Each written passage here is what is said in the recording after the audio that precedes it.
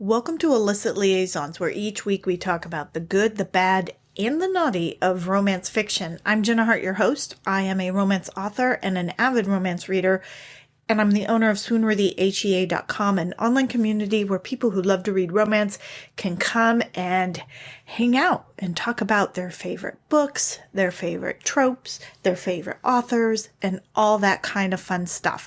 We have content that has a lot of different resources that you might be interested in as an avid romance reader, like places to find free books or upcoming releases. We have groups where you can connect with other readers to talk about your favorite books. You can start your own group. We have monthly giveaways. The Illicit Liaison podcast is held over there. There's just so much great stuff going on. It is a small but growing community, and we would love to have you. So please consider stopping by swoonworthyhea.com.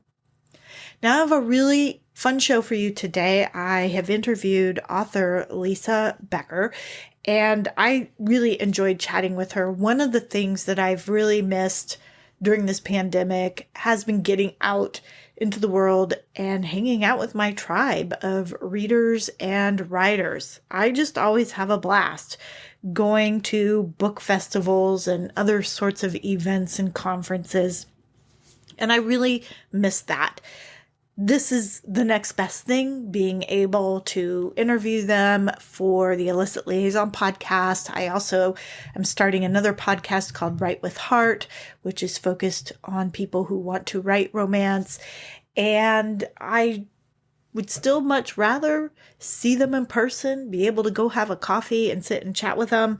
But again, this is the next best thing. So I've really been enjoying interviewing authors. So let's go ahead and get started with the interview. Lisa Becker is an award-winning romance writer who spends her time like she spends her money, on books and margaritas. As Lisa's grandmother used to say, for every chair, there's a tush.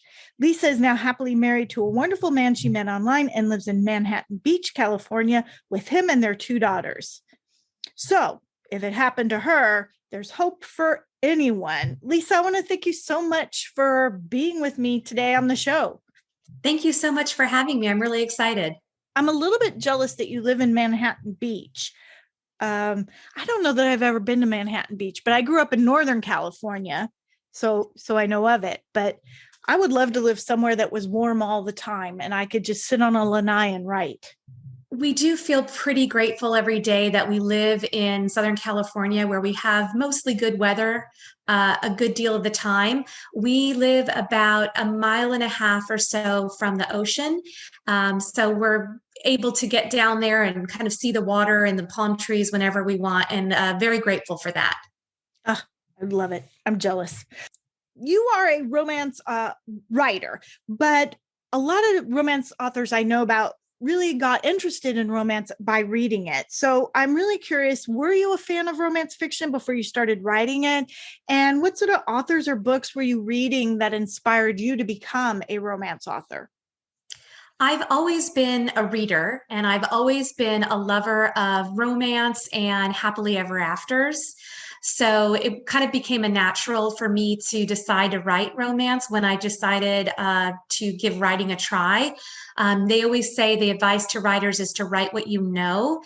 And because I guess that I'm a romance reader and a fan of romance movies and romantic comedies, that's kind of where my mind clearly goes to. I'm a huge fan of Christina Lauren, the writing duo. I think that they write these incredibly smart and witty and fun books with really relatable characters. They're people that you'd want to know in your real life, that you'd want to be best friends with. And they also created Will Sumner. He's the hero in Beautiful Player, which is, I think, the number 3 book in their Beautiful series. And he is, hands down to me, the best book boyfriend ever. Incontrovertible. He is and shall always be my favorite book boyfriend. And they created him. And so I'm a huge fan of theirs. I love that. I hate to admit this, I haven't read Christina Lauren yet. Although in my mind, I feel like I read one of the Beautiful books, but I have several of hers on my shelf. And my daughter gave me the Unhoneymooner or Unhoneymoon. On Honeymooners. It's Yes. such a And fun book. yes, she's like, you have to read this. My read stack is crazy. And when I finish a book and I sit and look at my shelf, there's like so many I want to pick up and read. I wish I could read faster sometimes. I Just absolutely agree with you. There are just, what's that expression? So many books, so little time. But exactly. the Unhoneymooners is a lot of fun. I think that they have a couple of different series and then quite a number of standalones. And within the Beautiful series, again, Beautiful Player, because of Will Sumner, is my absolute favorite. Within their Wild Seasons, I think it's a 4-book series. Wicked Sexy Liar is my favorite. And of their standalones, my favorite is Autobiography. So that was probably a book that had me just heaving with sobs. It is just so beautifully written and poignant, but also just such a wonderful romance and fills you with such hope that love is possible for everyone. It's really a fantastic book. They're incredibly talented. Um, I would highly recommend picking up any of their books. The two of them were on the did you see the video, like a documentary on romance books in the romance industry? I didn't see the video, but I know that they've done some interviews lately and that one of their books has been in pre-production to be made into a movie. And I think because of the success of Bridgerton on Netflix, we're seeing more interest in romance being brought to streaming services as well as traditional motion pictures. Well, yeah, I had a subscription to Passion Flicks for a little bit because I was curious. I was like, romance books into movies? Yes. And Absolutely. I did watch a few, but I signed up through my Roku, and the service through the Roku is different than if you sign up on the website. So I was thinking, well, I'm going to switch because she has some of Jennifer Armentrout's books coming up, and I thought that might be fun to see too. I like I said, I haven't read a lot of Christina Lauren, but I'm curious. Have you read any of Lauren Blakely? I have. I've read most of her books, and those are a ton of fun as well. She, very similar to Christina Lauren, creates these very real, relatable characters. They feel like people that you would know in your real life, and even though they may be more beautiful than the people in your traditional life, or sexier, or more successful in their careers, they still feel really relatable. They're people that you think, I could know this person. I would want to have lunch and hang out with them, or that's somebody I'd want to date. They're not so far out in left field as far as who they are as people and what motivates them and the issues that challenge them, that you don't feel like you could hang out with them. I Yeah. think she's very talented as well. Yeah, I do like her voice, but one of the things that always struck me about her is when I try to describe her books, there's really not a lot of angst, and there's conflict, but it's not that what you read in other books.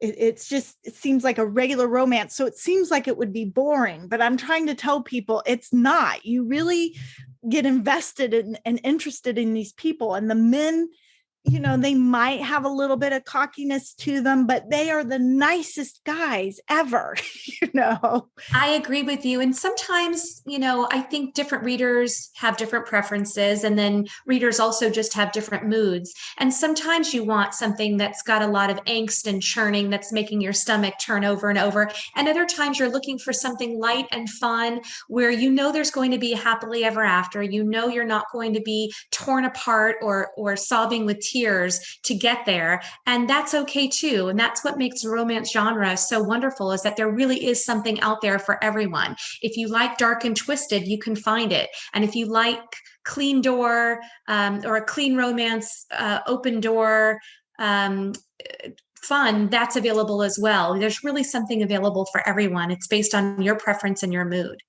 That's, I think, one of the best things about romance is, compared to all the other genres, there's something for everybody. If you want a mystery, or if you want something dark, or if you want something set in space or fantasy land, or there's really, it covers just about everything. I agree. And, I think a lot of people sort of discount romance. And I know there's a lot of discussion out there about why romance novels and romance works are so important. From a feminist standpoint and a body positive standpoint and a sexuality standpoint. And to me, the bottom line is, what's more universal? What's more compelling than finding love?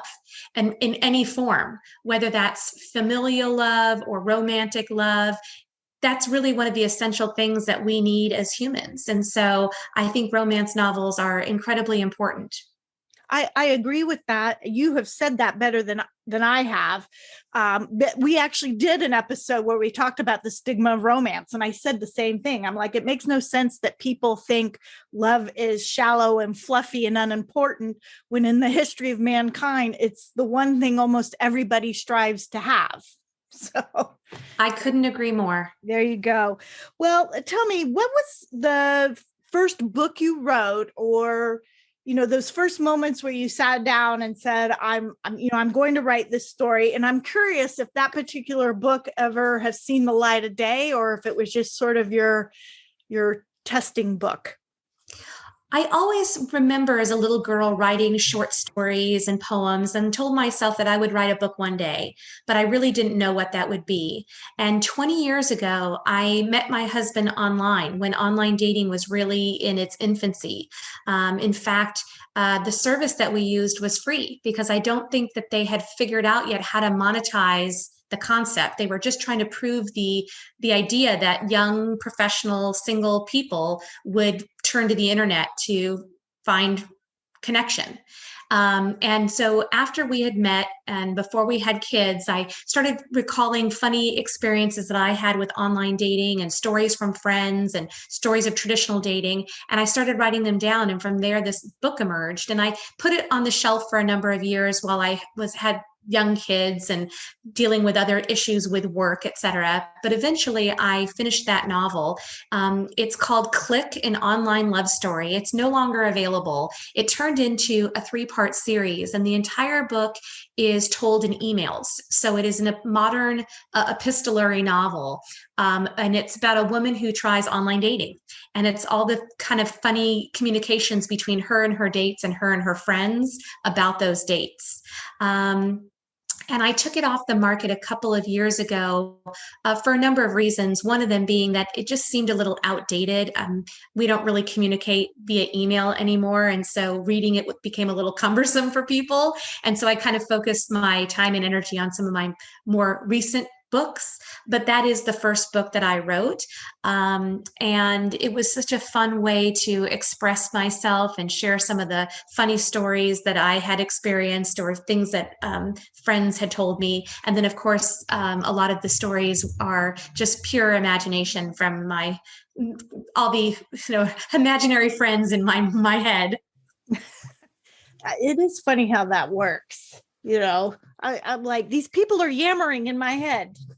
They are. And I think what's interesting is that when I talk at book events or book clubs, people will comment that I talk about the characters as if they're real people. And I'll say, oh, it was so funny when Oliver did that. Yeah. As opposed to, when I wrote this story about Oliver, it was more Oliver was there and Oliver said this and Oliver did that, or Rowan responded with this and that was really funny. Because in my head, I'm having these characters are sometimes having conversations. And so to me, they seem like real people. Well, as far as I am concerned, is they are real, even if they're only in my head. I mean, they are the embodiment of people. So absolutely. And sometimes they're inspired by people that I know in my real life.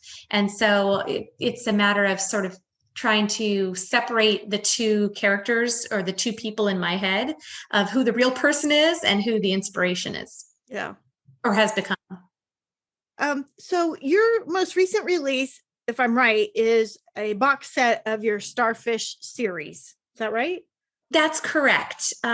So I had recently released the third in the Rockstar Romance series and decided to turn it into a box set. I'm also in the process of waiting on approvals from Audible and some other retailers to get the audiobook version of the third installment of that series and the complete box set approved so that they can be available for pre-order. And I think they should be available for purchase next month.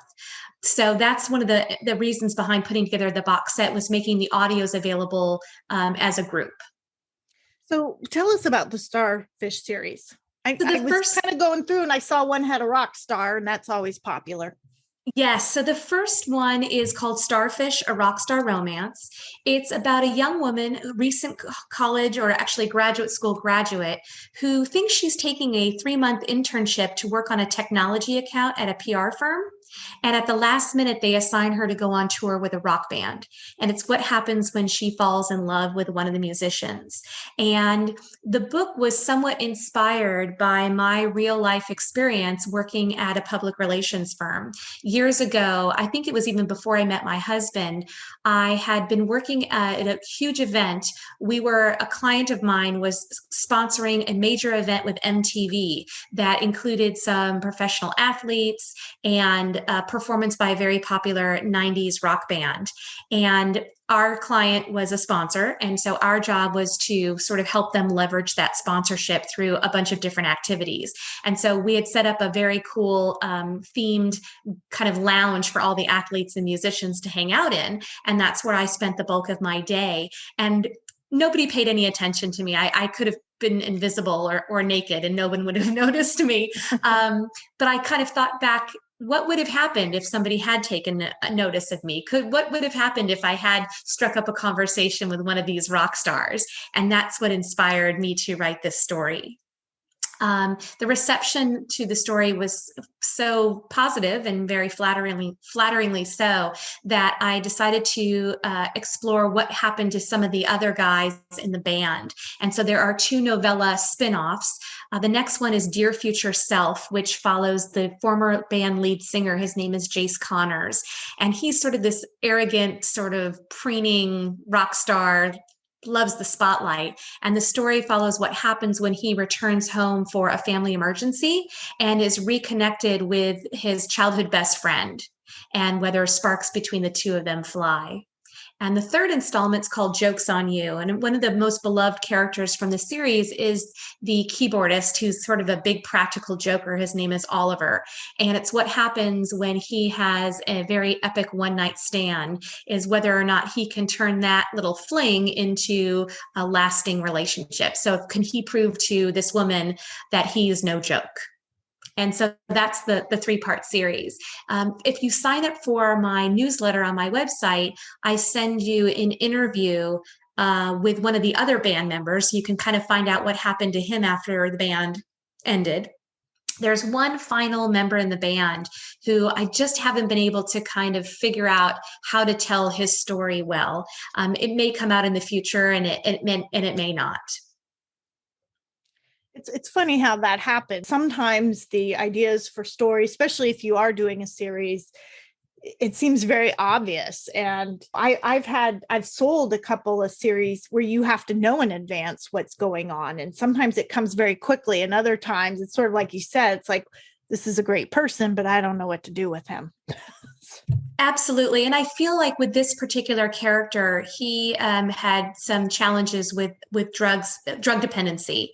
And I just don't feel like I would be able to tell his story in a way that would be appropriate, that would resonate with people, that would be authentic. I just don't think that I would be able to do it justice, and it wouldn't really be fair to tell his story without being able to do it the right way. Yeah. And so I've just decided to focus my efforts on other writing where I feel like I could be maybe able to tell the stories more authentically or with more humor. Yeah. There are some issues that are tough. When I'm not writing for myself, I ghostwrite. I have a couple of clients I ghostwrite for. And I had a client that has several times asked me to do things. One is at the beginning of the book, he is in the middle of his alcoholism. And I remember thinking, how am I going to do this? I was really challenged by that. And She says it was well received, so somehow I got through it. But I remember thinking, this is going to be a real challenge. Right. It's That is always a challenge. why I like writing my own stuff. I don't have to end up trying to figure that out, but I have enjoyed the challenge of it. My sense of your work, and based on what you like to read, is that you like more of the rom-com or more humor in your books. Is that what people would find in your books, or do you read opposite of what you write?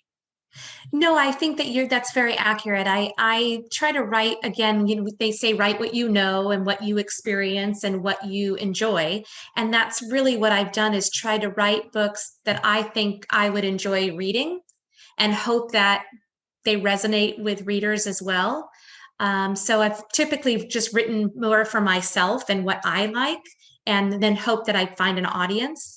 I think all of my books definitely have a lot of humor in them. They're fairly low angst. So as we were talking about earlier, there are some really talented writers who create these incredible romances that just have your stomach churning because you don't know what's going to happen. And of course, you know what's going to happen. It's a romance. There's going to be a happily ever after, but you're still sort of so emotionally invested that you are stressed out. And I prefer, for me, just the way that I write, to have a little bit of drama because you need some conflict there, but to really have it be more of a high humor, less angst storyline. Yeah, in the pandemic, I've read a great deal of rom-com. That has been kind of my go-to book. Something a little bit lighter. Not I There's some authors I read that I enjoy that are a little bit darker, but the rom-coms have really helped me get through this year.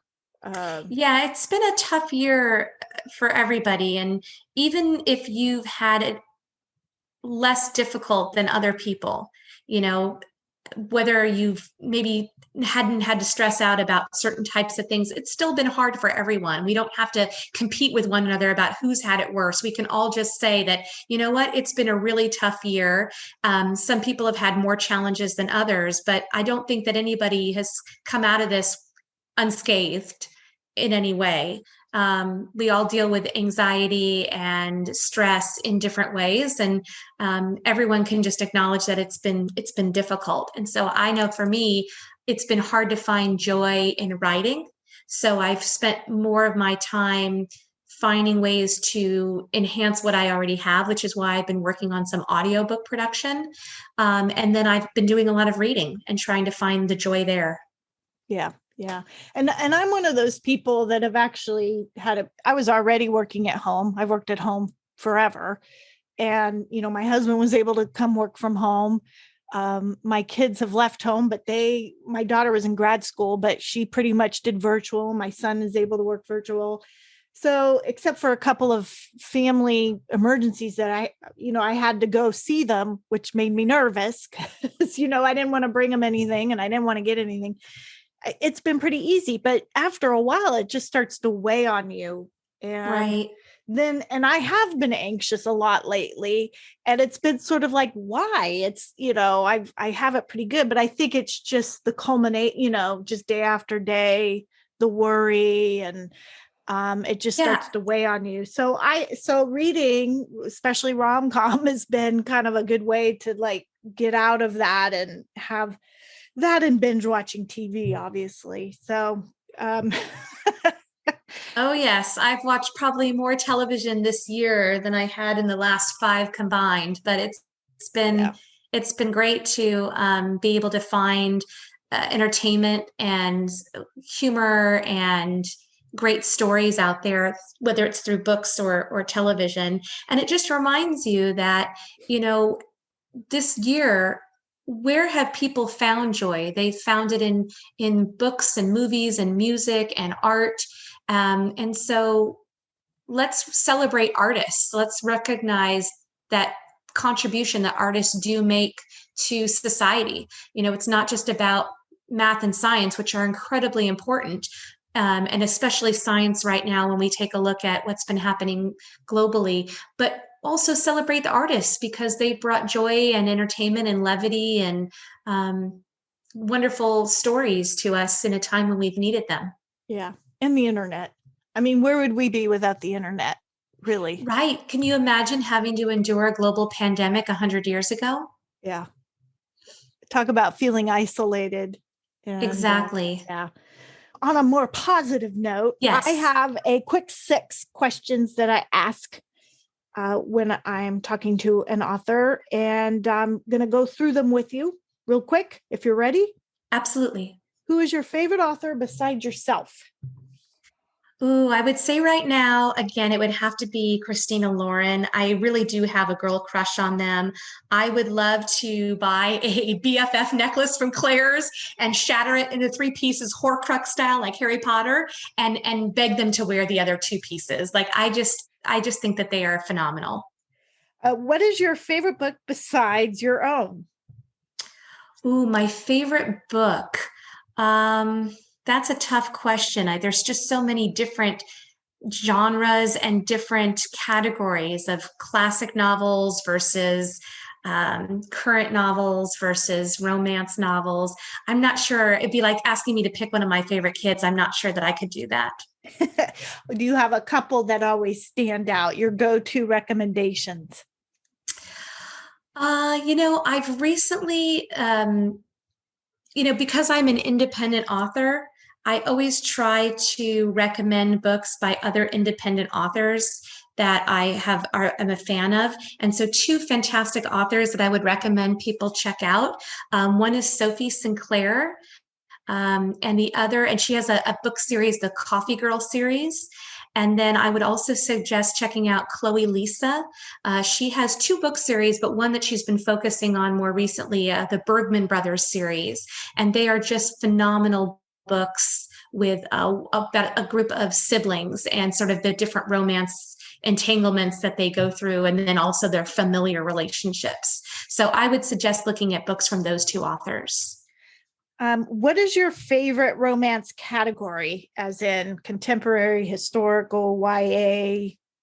I'm probably a contemporary fan. I've read several historical romances, and while I enjoyed them, it's probably not my go to. And as much as I love YA, I also like a bit of steam in my books. And, you don't typically find that in the YA category. So I would definitely say I'm primarily prefer contemporary romance. You and I are reading sisters because I So feel the should I same send way. you that BFF necklace from Claire's? Yes, yes, break it in four. I have been trying to read more historical romance because it's not my go-to. And I remember my thoughts around it are like that society is so constrained, particularly for women, that it just felt like you're reading the same thing all the time, in terms of what was going on, because women just didn't have as much independence back then. Sure, they're strong-willed and all that, but I've enjoyed some of the ones I read. I did go ahead and read Bridgerton before I watched the show. I have been trying to expand, but I'm like you. What is your favorite romance trope? I really love friends to lovers. I feel like it just gives hope to women out there who've had sort of this unrequited crush for years, that might be a possibility that could happen for them. Not that I'm still harboring crushes from high school, but I had so many. And if I could go back in time and tell my former self that those things actually do happen for people, it would have been just a nice feeling. Yeah. What are you reading right now? Right now, I am in the process. Let me see what I am looking at here. I am just started a new Christina Lauren book that I hadn't read before called In a Holidays. Um, I have just finished, and I know it's not up there, brand new book. I'm a little bit behind. And then before that, I had finished the Happy Ever playlist by Abby Jimenez. She has a new book coming out as well, and I wanted to make sure I was caught up on everything. It is phenomenal. If you haven't read The Friend Zone by her, I would highly recommend picking it up. And then right afterward, literally just one clicking right at the same time, the Happy Ever After playlist. I think these were both books I finished in about a day and a half. Okay. I haven't read any of those, so adding them to my already too large stack of books, but oh well. Tell us where we can go and learn more about you, follow you, and all that kind of stuff. Absolutely. Feel free to stalk away. The best place to start is my website. It's www.lisawbecker.com. From there, you'll be able to access my pages on Facebook and Instagram, or find author swag in an author sort of store that I have, where you can get merchandise based on my writing, as well as some just fun other book loving designs. But that's probably the easiest place to start, is lisawbecker.com. All right. So, everybody who's listening, please visit lisawbecker.com. These links and her books will be posted at the Illicit Liaison podcast page with all this information. And please go visit Lisa and check out her stuff. Lisa, thank you so much for chatting with me about reading romance. It's been such a pleasure. Thank you so much for having me. I truly appreciate it. That's it for this week's show. I hope you enjoyed my interview with Lisa. I did have a great time chatting with her, and I want to remind you to please visit her website, lisawbecker.com. This will be posted over at the Illicit Liaisons podcast page over at swoonworthyhea.com. And again, if you haven't been to swoonworthyhea.com, please stop by, because there's a lot of fun and great information about romance fiction over there. But we also have a small but growing community of people who like to talk about the books that they are reading. And of course, if you are a romance author, I would love to interview you for the show. You are welcome to create a fan group or even your very own blog over at swoonworthyhea.com, which is where romance readers want to come and congregate. So what better place for romance readers to find you? Until next time, this is Jenna Hart wishing you peace, love, and happily ever after.